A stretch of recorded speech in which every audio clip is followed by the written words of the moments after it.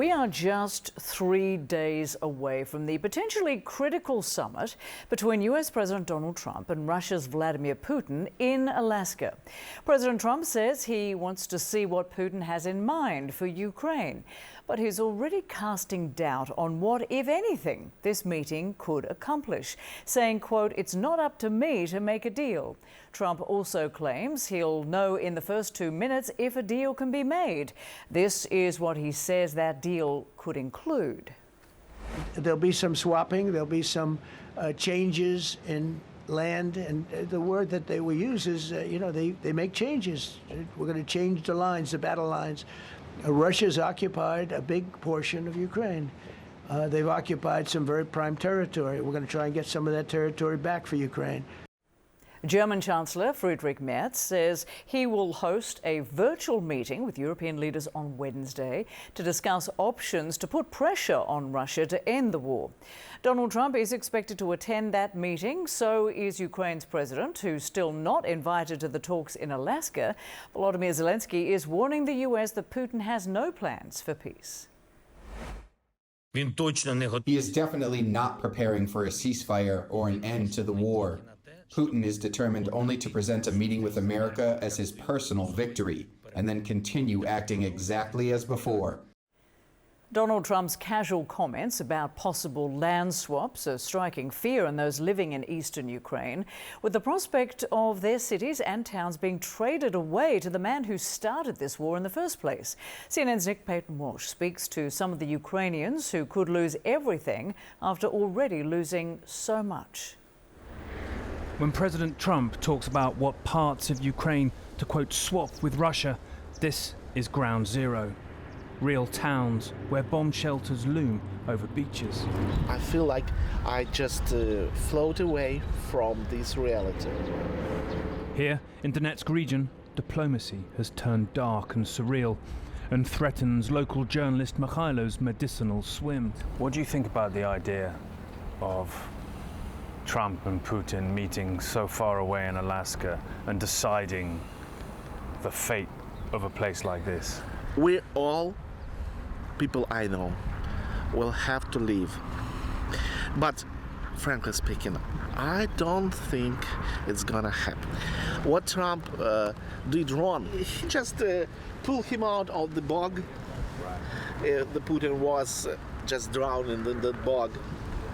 And he took him out and said, "Vladimir, I want to talk to you. I like you." He didn't care that every day Ukrainians die. Beaches, births and deaths, they all persist in ravaged Slavyansk. They've dug defences around it to stop a Russian military advance, but never imagined high-level diplomacy might just give their town and future away. Taisia gave birth to Azul yesterday. The calm of her maternity ward bed now riddled with complications she never saw coming. Дуже погано. Я бачила новини ці. На що ми можемо повпливати? Це вже буде рішення не за нами конкретно. Люди просто віддадуть свої будинки. Staying here has been for many an act of defiance and bravery. But for Sviatoslav and Natalia, it did not spare them pain. This is their daughter, Sofia, with her husband, Mikita, and the grandson, Lev. They moved to Kiev for safety. But 11 days ago, a horrific dawn Russian airstrike killed them and 28 others in Kiev. Their 3 bodies found together in the rubble.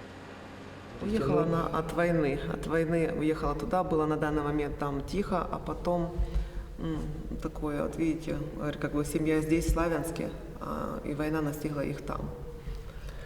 Так. Да, справиться с этим, знаете, по-человечески это невозможно. Невозможно справиться с потерей детей. They had been due to visit days later, bringing news that Sofia was 3 months pregnant. Do you remember the last time you spoke? Да, это было в 8:30 вечера. Она шла со Львом, она так готовилась в Славянск. Она говорит: "Мамочка, я так хочу в Славянск". И поделиться этой радостью, этой новостью с другими. И, не приехали. Приехали по-другому все вместе. They came together to be buried on the town's outskirts, where the war permits no calm for grief. A Ukrainian jet roars overhead.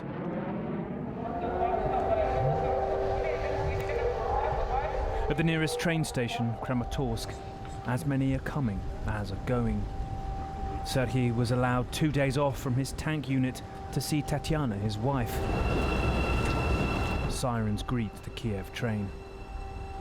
А як четвертий год на війні, то як ви думаєте, тяжко. Це краще б не приїжджало. Все, заспокойся.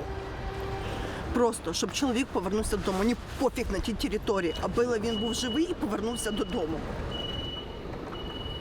Soldiers worried if they'll see their loved ones again. Families torn apart by this war.